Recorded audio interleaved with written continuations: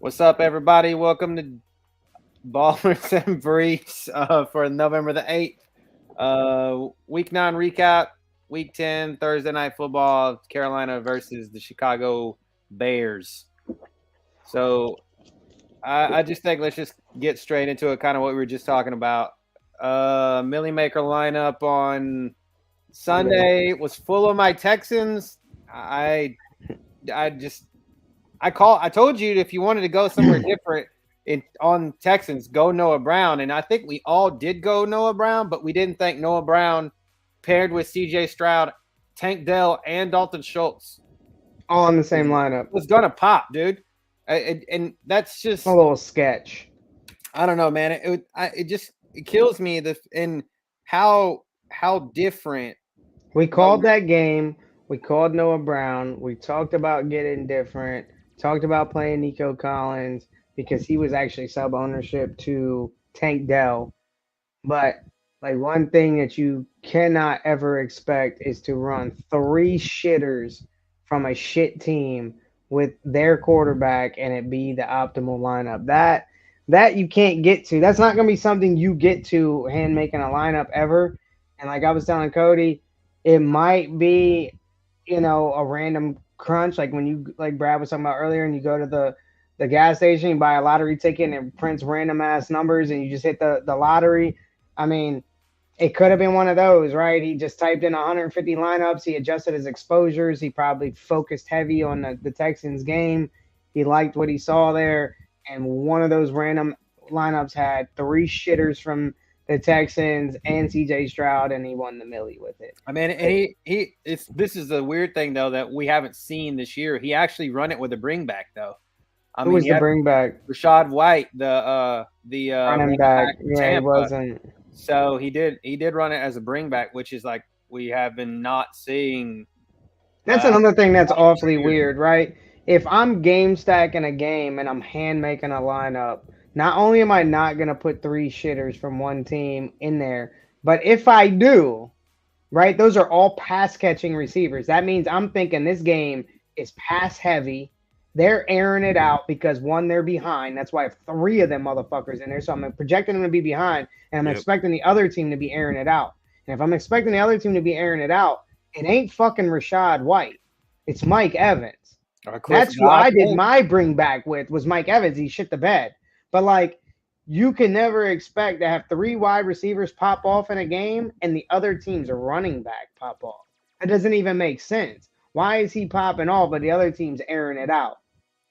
It don't make any sense. It seems like there's no way of getting to that lineup unless it was randomly crunched in an optimizer based on exposures that you have. And I think that's just one of those lucky hits, but at the same time, it was a very well-known pro that is probably one of the best pro DFS players out there. It was Utica.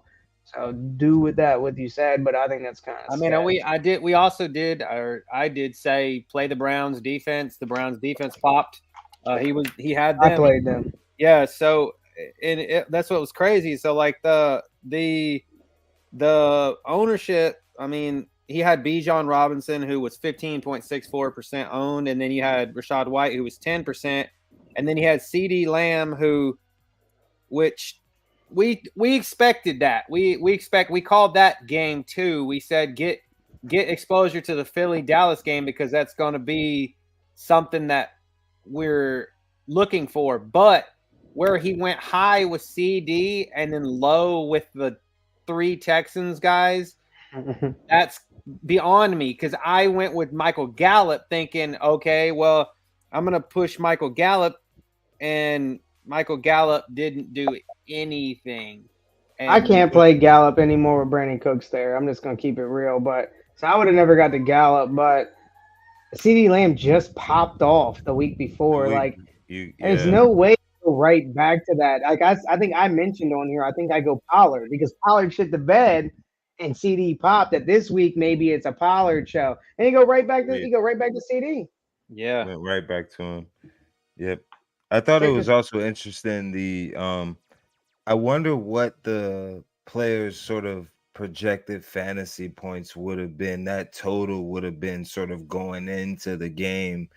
kind of prior to that, to kind of get a look and kind of analyze that, because again, on paper, it just wouldn't have seemed like that would have been sort of a game that 250-point lineup would then give you 250. Like, even, sort of, sometimes I use that as sort of helps me to kind of see what, the analysts are looking at. But again, it's just interesting to think about that lineup from that perspective, kind of going into it, that it wouldn't have shown that high of numbers, even given the sort of what we talked about and everything that kind of went into it. So it's just, again, interesting that ended up with, again, 250 points, because it had to have been that maybe the projected would have been maybe 100 points, which would have been, almost. I just didn't see, literally as a Texans fan, I didn't see the game being that high of scoring, and I damn sure didn't see us coming from behind and CJ Stroud hitting Tank Dell with 6 fucking seconds left on the clock. I damn sure didn't see that. But he made a hell of a believer out of me. And ownership's going to be through the roof. Yeah, and this is like, that was the last week you could have run him as a quarterback and him not be chalk. I mean, he's been hovering around 7% for the last 6 or 7. I mean, I would say that's why I played him. So weeks. When I looked at starting him, it was his ownership. In his last 3 games, he had like 20 fantasy points, and I was like, that's perfect. This Sunday, the ownership's going to be hella high, because he's got to play up against Joe Burrow, and he's got to throw the damn ball. The running in's not going to work, because the Bills showed that shit doesn't work against the Bengals. So, I'm definitely going to play him, but I'm going to be underweight on him. I'm not going to have what the field has on him, because I don't look for him to do that, but I do think he can still get you your 20, 25 fantasy points a week. And if that stays in his price range, then the dollar per value is always going to be there. But expecting that 37-point performance that he just had, or whatever it was, again, 44.8. So, yeah. And then the fact of, I was just looking at the second place Millie Maker guy. He was 15 points off of first. We talked about last week, the guy was 12 points or whatever, 8 points, whatever it was. 3, and that's a lot, because usually it's fractions. It's like 0.10, 0.22. Yeah. This shit was 15 points. I was going to say 250-something lineup is unheard of usually. Yeah. Usually what takes it's like 230. When I won all the money I won, I think I had a 218 lineup, and the guy that beat me is at like 221. Like, it was so close. So they're usually about that range to win first place. The guy in second, he had CJ, he had Josh Jacobs, just like the Millie Maker guy. He had Tank Dell and Noah Brown and CD, and he ran your Saints defense, Kyle Pitts as his tight end, and he had Amari Cooper and Ramondre Stevenson. That's a good lineup. And we talked about playing every single one of those people. Yeah. That's something that makes really good lineup. That makes sense, playing that lineup. With no bring back from Tampa. Right. See, now that lineup sounds more like a hand-picked lineup, whereas this lineup feels more like something a computer would kick out, just like you guys said, maybe based off of like ownership or something over under point totals. I'm not sure, but it just doesn't. It would take a lot of rules to force that lineup. It had to have been random. Yeah. You would literally have to put rules like locking Tank Dell and Noah Brown in every single lineup. You would have to make sure that like CJ Stroud is 80% owned in 150 lineups. You would make sure that you have a lot of exposure to Dalton Schultz and whoever else the other person was, Rachaad White. And you would have to have those numbers so high that the optimizer had no choice but to start dumping 4 of one fucking team into one lineup and a bring back from the other team to bring that out. Unless, like I said, unless his optimizer, he just literally focused that game. I mean, I say it all the time when it comes down to like the showdowns like tomorrow and I do the 20 max, I narrow myself down to 2 captains, like every time. If Utica, does the same thing on 150 max where he narrows it down to maybe like 2 games and he only focuses 2 games, it's probably easier to get to that lineup because then he's just hard focusing the Texans game, all their players in this game, and then he randomly like adds in little percents of like CD Lamb and some other people for some other games, and then he gets a good bulk. So that way, if the Texans game is a big one, he makes a lot of money regardless if he gets first or not. All his lineups are in the money, and that's like what I do in a 20 max. Okay. Get the captain right. All those lineups are going to be in the money essentially, and hoping one of them is the first place. There's been a couple times this year I've told Cody I got the captain right on the 20 max, and I didn't get first. But I made money because I got the captain right. And then there was that one time I did get the captain right, and I did get first. So if you get it right, you kill. But if you get it wrong, it's a fat hell. It's a risk. But I think the risk is worth the reward. And to somebody like Utica, it might have been the same because, I mean, I would arguably say he makes 7 to 10 figures a year. Okay, excuse me. I was wrong. That I gave you guys the third place lineup, which was 15 points. Second place was 12.4 points. Still a lot. Yeah, that's still a lot. So second place was CJ, Ramondre Stevenson, Rashad White being back, CD, Tank Dell, Jahan Dotson, who we said to play, Dalton Schultz, Josh Jacobs, and the Patriots defense against Washington. And that makes sense too. You cannot fully fade a defense you have a player going against. Because he's got Jahan Dotson against the Patriots defense. Yeah. And that defense running it been a salary him $100,000. Could have been a salary thing too. Sometimes you get all the players you like and you feel comfortable with, and then you look down and you can only afford a certain defense. You're like, fuck it. They're not that bad. Patriots don't have a bad defense. They're known for shutting down a number one. They were 2,900. It's easy to shut down or fade McLaurin in that situation. I should have did that in cash, which was my original thought because he didn't do good. But there you go. There's your playoff. You know McLaurin's going to be shut down because you're playing against Bill Belichick, and you just play Dotson. And I remember watching that big ass touchdown he got, and I was like, "Geez, that boy hit."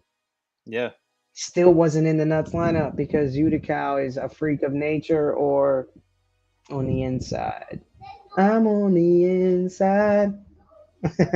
I'm looking out.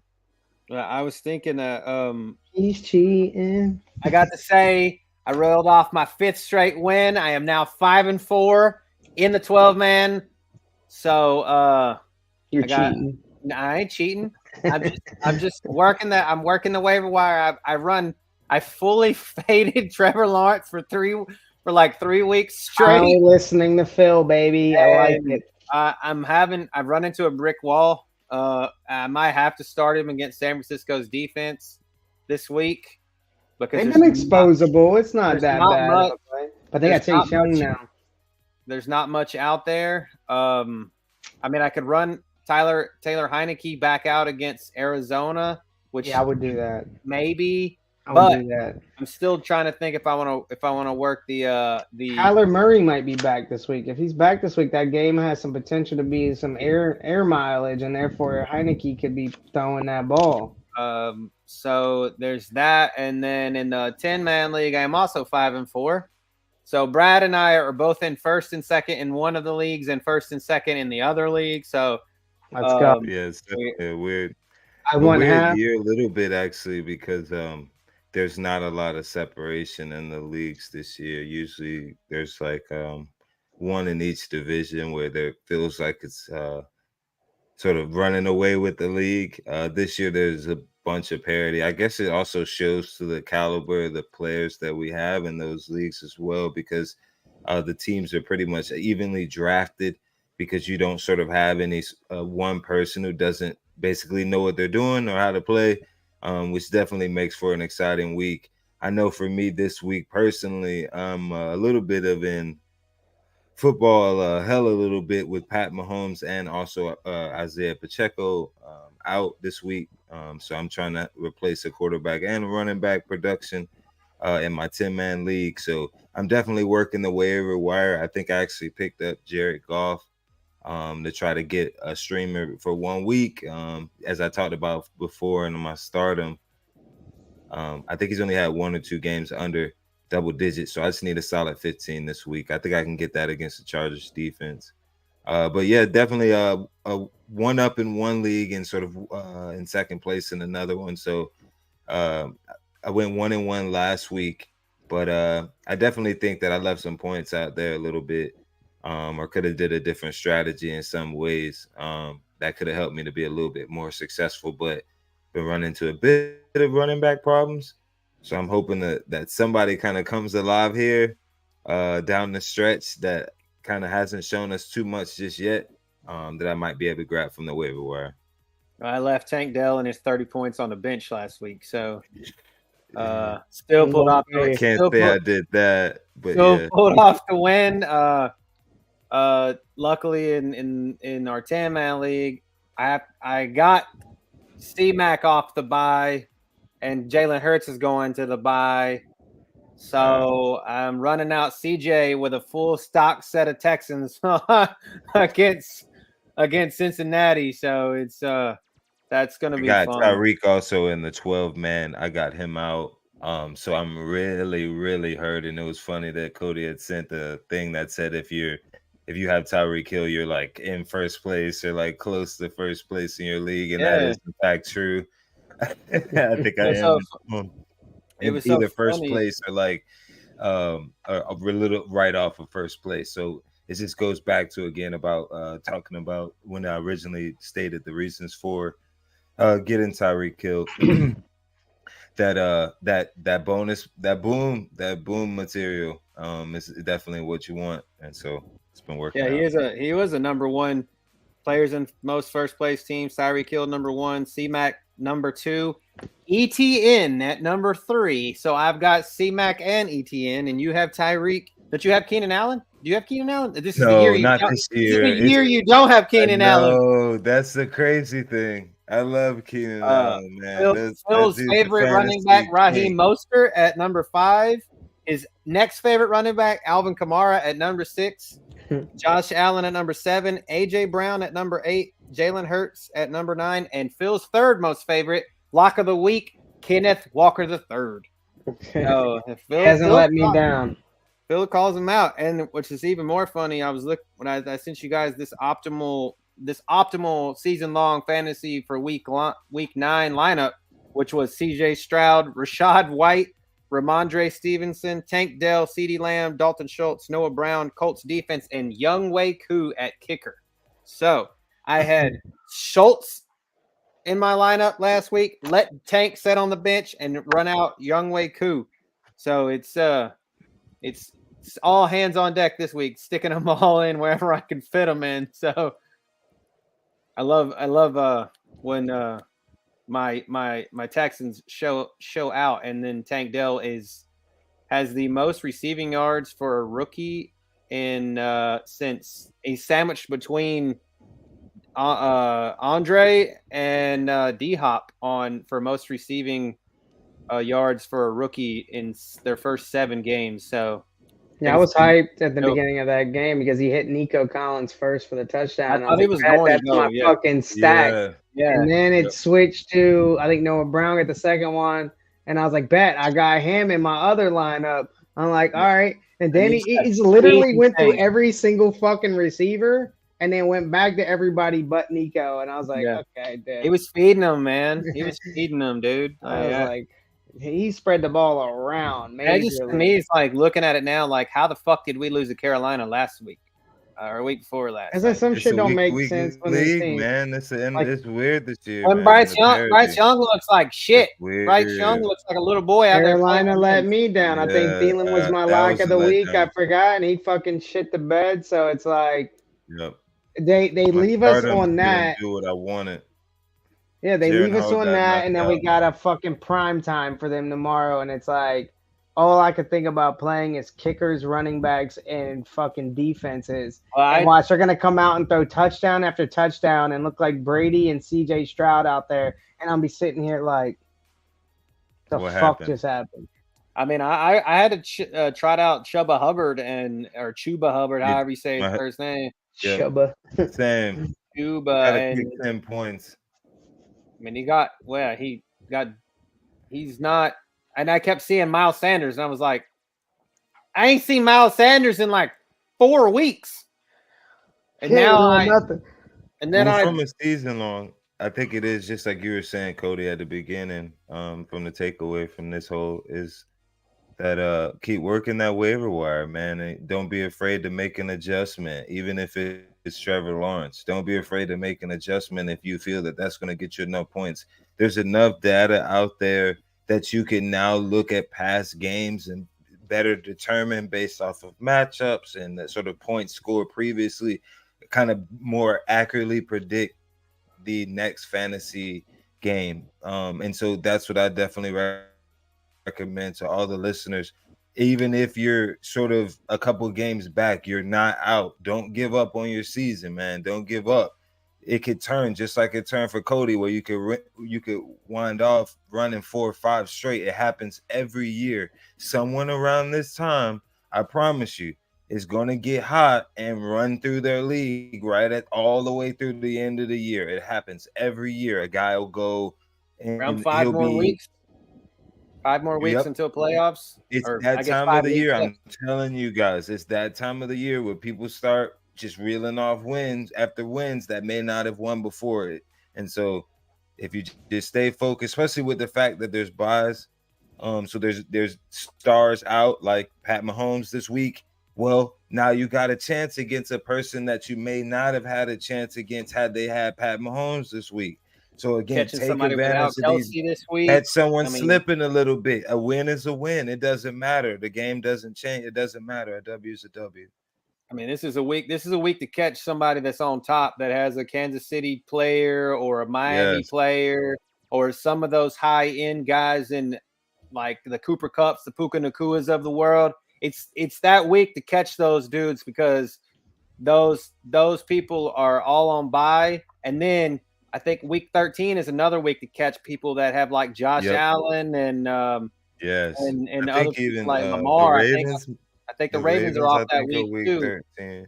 Yeah, that's another week where you can kind of catch someone right before the playoffs or going into that. Going into it, yeah. So I guess that can shift us into tomorrow night's Thursday night game. Shit show. Carolina going into Chi-Town to face the Bears without Justin Fields one more week. Tyson Bagent running them back, which I have to give it to the kid. Like I run him the 2 weeks I ran him out as a quarterback. He didn't do very well for me. He's serviceable. I won the games, but he didn't show me anything that I expected to see. And then last week, this past Sunday, he goes against the Saints and looks like he's worthy of picking back up. I don't understand. I didn't expect that neither. I looked in that game and it was like 7-0 Chicago, and I was like, wait, they scored? Like I didn't expect them to get one touchdown. I mean, 220, and it was close. 220 yards and 2 lob touchdowns to Cole Kmet later. 3 interceptions though. So had he not had those 3 interceptions and the fumble, he's 18, almost 20 fantasy points. So, and he had 8 attempts for 70 yards rushing. So, again, correct. So he's a solid captain play tomorrow. This game feels a little like one of those types of games where it's a get different and you start a defense at the captain type of thing, and that one of these defenses goes off. And that's what propels you. It doesn't feel, I don't know, but just based off of what I'm seeing, it just doesn't feel like it's going to be your traditional captain picks. But maybe I'm off on this game and it could be sort of a shootout. But I'm starting to feel more along the lines that this might be a little bit of a sleeper. I agree with you. I think that's the problem. I think everybody's seeing it the same way, like a dud game, shit game, play defenses and kickers and running backs. It's making me think that maybe I should take the opposite approach and play quarterbacks and wide receivers. Just because if it is a shit show, everybody's gonna be playing that. If it is a heavy pass game, there's not gonna be too many people playing that. Especially rostering a captain QB in this game, like Badgent, whatever the fuck his name is. Roster him as a captain with his rushing upside. It could be valuable on DraftKings. A lot of people. The kid is not afraid to wing it. I mean, Yeah, obviously, if you're throwing 3 interceptions, that means the kid is not afraid to hold the ball. Thanks, little sister. I do think I look like my father. Thank you very much. I appreciate you watching the show. Thank you for telling me I look like my dad. I appreciate it. Thank you very much, by the way. So anyways, yes. Bajent's out there just winging it. I mean, he went to a Division II school, and he's not afraid.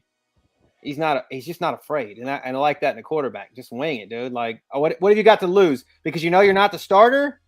You ain't got nothing to lose. Herbert out. Okay, so our injuries for the Panthers: Brian Burns, the linebacker, number 1 linebacker, he's out with a concussion. C.J. Henderson, their corner, is out. Laviska Shenault, which we obviously don't care about, he's out. DJ Chark is doubtful and questionable. Both of their safeties, Xavier Woods and Von Bell. And then the Bears, Kyrie Blasingame, one of the running backs, is out. Terrell Edmonds, the other linebacker, is out. Justin Fields is doubtful, more than likely not going to play. And Khalil Herbert is still questionable with his ankle injury, and Equanimous St. Brown is questionable with a hammy. So I am not 100% sure. I'm going to see if it shows in here if he practiced today. I like Thielen based off of just the injury report. I mean, you're gonna have to have Thielen in that lineup. If you don't, I mean, it's definitely cash for sure. Where you don't have Thielen tomorrow and still produce a win. I think you definitely have to run him out there. Given the matchup, if Badgent does throw a couple picks, that could potentially set up Thielen for a quick red zone touchdown tomorrow. And I just think that chemistry is still going to continue to be there. I know it's a little down last week. I was hoping definitely for a little bit more, definitely maybe an end zone reception, but it just didn't work out. But again, tomorrow versus that Chicago defense, especially with no Edmonds in the middle there to kind of be an enforcer. Thielen, that's his work route, is right in the sort of middle of the field, those in routes, in cuts. So he really likes those. I like Mingo. I like Mingo for that purpose, for getting different. You know, I think you're right with those injuries, and then on top of that, here we go. So, kind of points to what Brad was just saying with the fact of what type of routes Adam Thielen likes to run. I just went back and looked and saw what your boy Chris Olave did to Chicago on Sunday. He was 6 for 8 for 46 and a TD. They run exactly the same routes out of the slot. Okay? So I like for sure 100%. If Adam Thielen's not in your cash lineup tomorrow, you're probably going to lose. I would think. You definitely need cash. Yeah, for sure. Chicago's susceptible to the pass. They allow 29 more yards on average than the other team to the pass, whereas they are pretty good against the rush. They allow 11 yards less on average to the opposing running backs.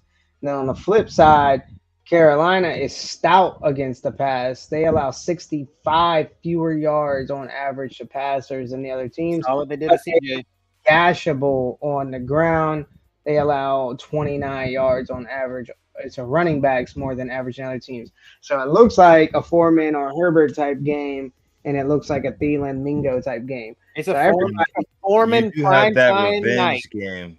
You have that revenge narrative for Foreman because he played for Carolina. Yeah, because wasn't it last year when he was on Carolina?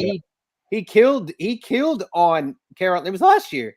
He killed on a fucking Thursday night game. It was a Panthers game. I think it was raining. I even think it might have been against the damn Bears. I don't remember. It was boring. The damn game was terrible. But Dante Foreman was out here toting the rock, and I swear to God, I was like, "What? How?" I remember him when he was drafted.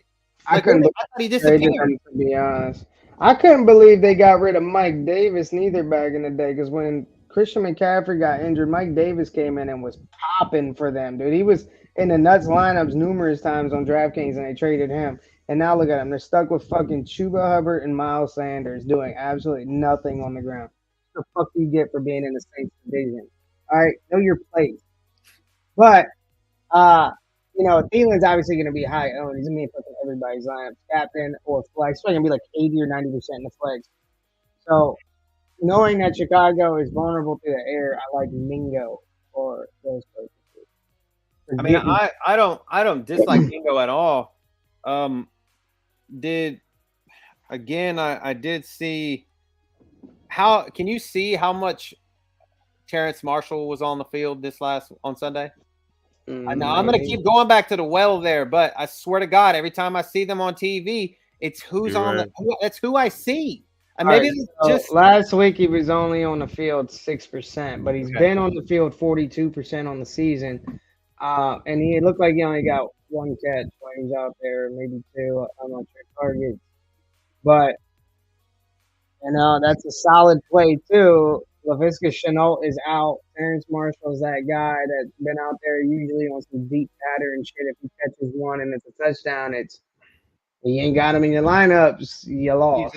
He's only 400 on DraftKings.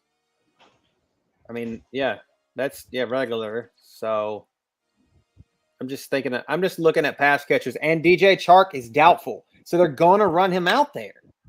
It's going to be Thielen at the 1, Mingo at the 2, and Marshall at the 3. And they don't target the tight end as much as you would think. 6% for Hayden Hurst, 9% for Trimble. And that's not like season numbers. That's last week. Trimble has had only 2% on the season, so that's fluke.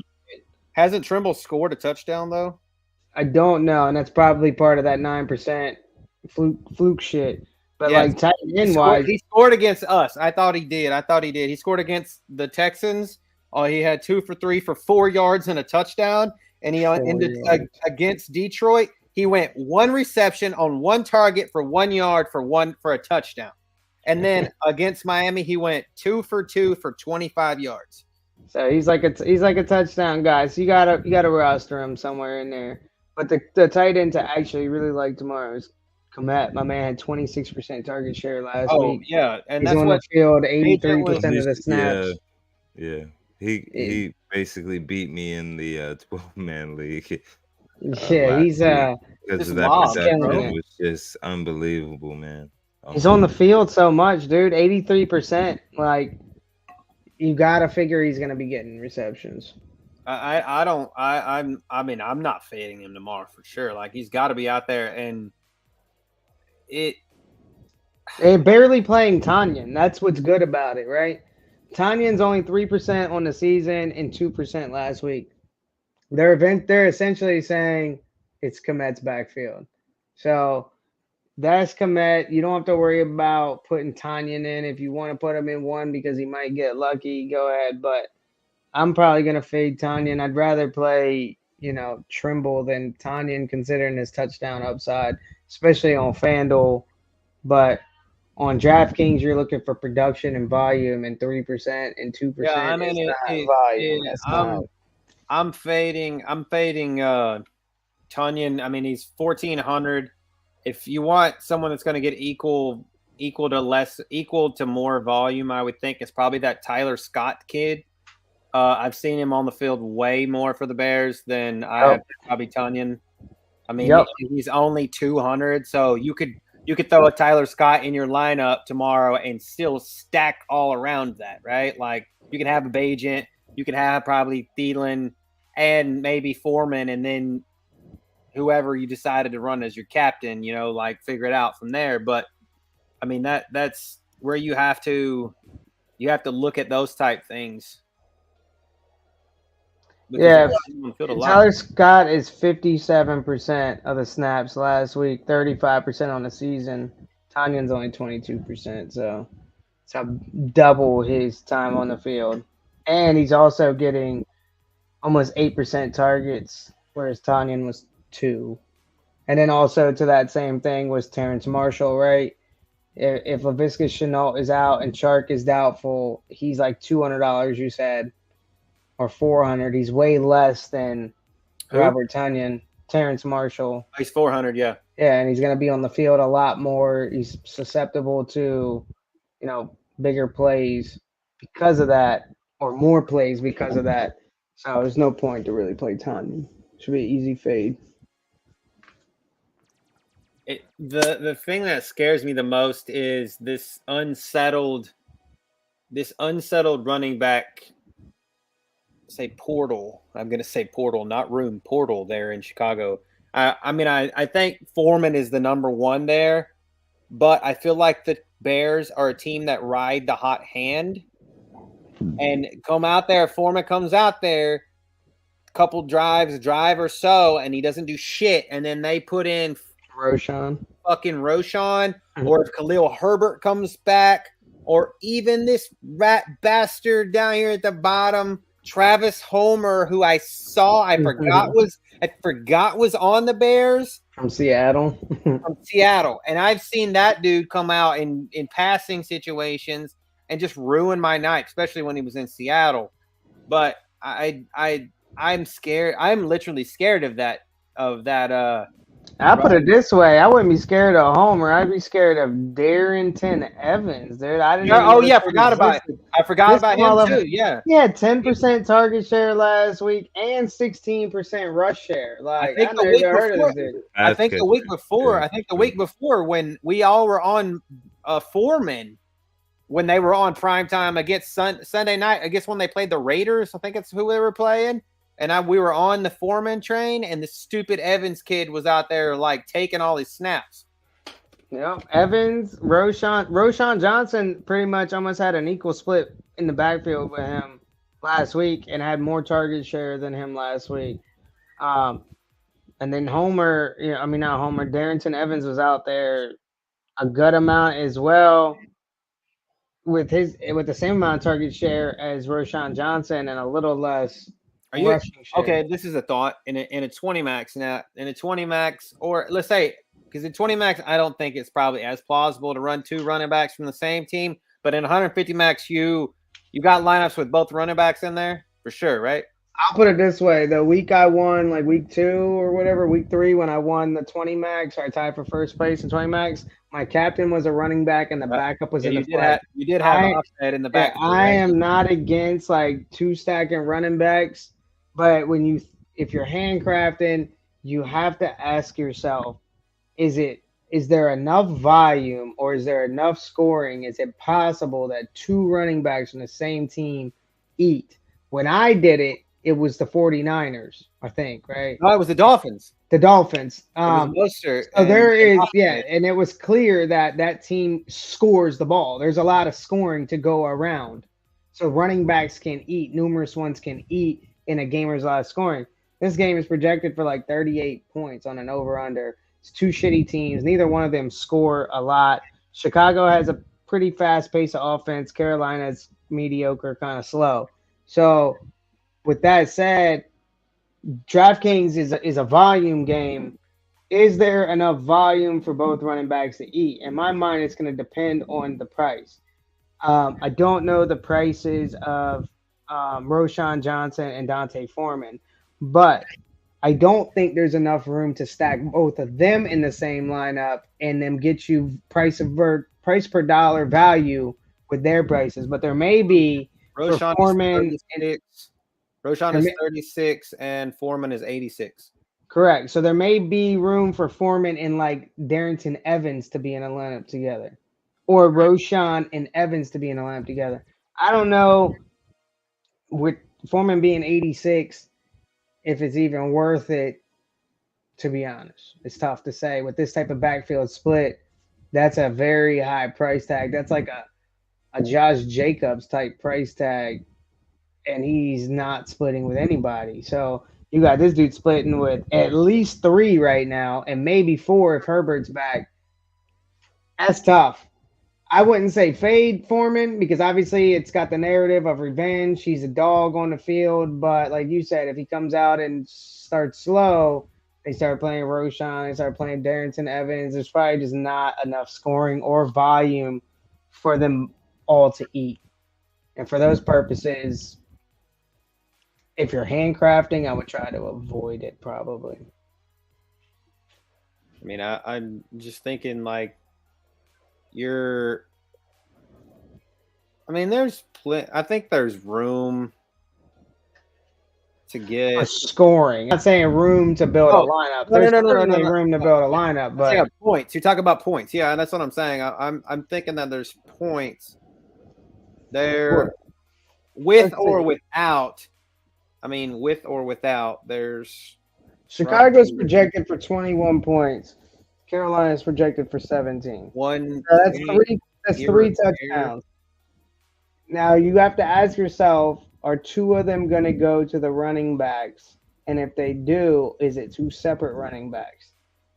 So are they going to give one to Foreman and one to Roshan? I don't think in a perfect world you can get the quarterback, one pass catcher, two running backs, and then maybe a quarterback and a pass catcher for the Panthers. You probably could if you did Terrence Marshall and Darrington Evans. Because they're combined at like probably 800. Oh, yeah, but what I'm saying is that and you have the quarterback for both and a pass catcher for both. Because you would have Brad, get in on here. Get on here. Give us thoughts. What are you thinking here? Like I could see the wheels turning. Like what's your thoughts? No, I was just trying to just kind of go along with you guys about sort of how that sort of optimal lineup will be built out. Kind of thinking about the two running back strategy, but also just trying to think about sort of get different strategies as well. I mean, what do you have to lose, for instance, of trying to take a role on a Bryce Young? I know he's playing horrible, but I think he's due for a good game against some defense in the NFL to showcase he's a first-round talent. Eventually you throw it against the wall. I feel like Thielen is going to have a solid game, so he's going to be throwing to Thielen. So you could potentially see Thielen into existence over here. He's maybe two passing. When Brad calls him, he pops off. So I hope Brad calls him. Because when I call him, he don't do shit. So Brad. Just kind of working through that, maybe adding in a Deontay Foreman, but then maybe not even being afraid again of throwing in one of those defenses as well.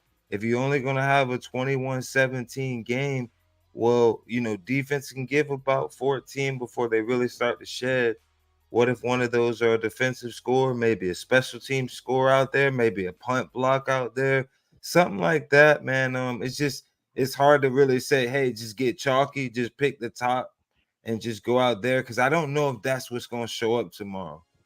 There's going to be somebody that's not on the normal chalk list that's going to have a solid game, man, whether it's Marshall, Mingo, going back on the other side for the receiving corps, if it's not Komet, one of those receivers there's got to be production spread around somewhere. If not that running back room as well. But I think, again, a revenge narrative for Deontay is definitely, even if he doesn't have but 40 yards, if they get close to that goal line, he's definitely getting at least one or two chances to run it in, kind of showcase that he's, better now with the Bears. I agree. I just thought about this as it's a double revenge narrative. We're getting DJ Moore. And DJ Moore, I was thinking. Yeah. I don't even know why we haven't discussed that part yet. Yeah, I mean, right. I just think we totally forgot about DJ Moore. I mean, these Panthers gave up all these picks to Chicago, or all of them picks to Chicago, or other way. Carolina gave up DJ Moore to Chicago for all their picks, right? And they end up drafting Bryce Young. So he had a touchdown last week too, didn't he, against the Saints? DJ Moore, yeah, believe so. And Phil, did you look at analysis? I don't know that you just said that they're, and I saw it against Houston, that they're that their defense is good against the pass, but captain history shows otherwise. So the history is kind of skewed because neither one of these teams are the same team they were in the past. So quarterbacks are both different. Wide receiver ones are both different. The running back ones are both different. So it's tough to use this information that we have. Like for example, in Chicago's 26 games, last 26 games, Justin Fields was the captain 19% of the time. Now that's the number one captain on their team. Out of anybody that's been captains has been him. Well, he's not playing tomorrow. So already it's skewed. Wide receiver one for Carolina has been the captain 24% of their games in the last 25. Thielen was not their wide receiver one last year. And it has not been 25. It was games. DJ Moore. Correct, but he's not there no more. So he's going to Chicago. So does that mean that the wide receiver one still has a 24% chance of being captain, or does it mean that does not exist anymore because DJ Moore is not on that team and neither is that quarterback that was throwing to him? So I can't use those. I think we have to go off of our own input of these two teams this year. I agree that in one route, this game looks shitty, kicker, running back, defense heavy. And you should probably make some lineups that focus that type of narrative. But then you should also play the narrative that these two teams air it out. We just saw Chicago's quarterback airing it out against the Saints. He was throwing 3 interceptions. He kept airing that motherfucker out, and he was getting successful. On the other hand, we have seen Carolina's quarterback focus Thielen to the point where Thielen is a god on the field now and is getting like 30-plus fantasy points a game. If these two things come together, you have nothing but an average yards, attack downfield, spreading the ball, scoring type game that's not slow, running in dry and field goal kickers. You got two offenses that are not scoring and putting up points. You should also have lines that focus that. That's why I said Chicago's quarterback might be a good captain play tomorrow. That's who I was thinking about. He's going to be probably a little lower owned. He has a high ceiling to get the job done and air it out. And then he's got some good pass catchers. He's got the revenge narrative. He's not terribly expensive. DJ Moore. He's not terribly expensive. You got the same thing on the other side with Carolina's quarterback. You obviously are thinking Thielen, and that's probably the most logical explanation. He should be in your cash lines, but for GPP, you got Mingo. That's another way to get different right there. So there are ways to play this. It's tough. For me, I do 20 max, and I'm only going to pick 2 captains. I don't know who they are going to be. I have to wait till ownerships drop and look at, what the ownerships are coming in as because I like to get different. I don't want to pick Thielen if he's 40% owned in the captain. And if he is a nuts captain, I split and I make $80. I'd rather lose my money entering than to split $80. So I'd rather take risk and do something where there's going to be lower ownership. I'm hoping it's somewhere like Mingo or the quarterback for Chicago. I might even be thinking defenses like Brad said. It's tough to pick which one. I can tell you that neither one of these teams' defenses have been in the captain spot in the history of their 26 and 25 games. But their opponents against each other have been the cap defense in the games against them. Well, for what that's worth, it doesn't correlate. And then the running back 2 for Chicago has been the captain 4% of the time in their games. It's probably one game out of 26. That's probably 4%. And I don't know who the running back 2 was in the past, so that's skewed. But that does open a door for Roshan or Darrington Evans to be a captain tomorrow. It's kind of shitty. We don't really have much to have an advantage over anybody on this slate. This is one of those games that's going to be a slog. And I can tell you that a 3-3 stack is 27% of the time, and a 4-2 stack in favor of Carolina is 27% of the time, and a 4-2 stack in favor of Chicago is 29% of the time. So the highest one looks like a Chicago 4-2 stack, meaning you want 4 Chicago players and 2 Carolina players. That wins 29% of the time. And that's a Bryce Young and a pass catcher and then kicker and a defense. Well, I'm saying like if you're talking about you said 4 right there. You said 4-2. Did you say 4-2 Bears or 4-2 Carolina? 4-2 Bears is 29 and 4-2 Carolina is 27. So you could do either one. I was saying you see 4-2 Bears is a Bryce Young and a pass catcher, and then Bajent and a running back and a pass catcher and a. You could do defensive kicker in that same lineup. Yeah, with Bajent and wide receiver or 2 wide receivers. To be honest, I don't think you need to put 2 wide receivers with Bajent because he's got the ground game. He runs a lot. Or maybe a tight end. For Carolina, I think, Bryce Young, does he run much? I don't think he runs much. If he doesn't, you're going to need to put him with 2 wide receivers. He should. Yeah, but he hasn't. You would think so.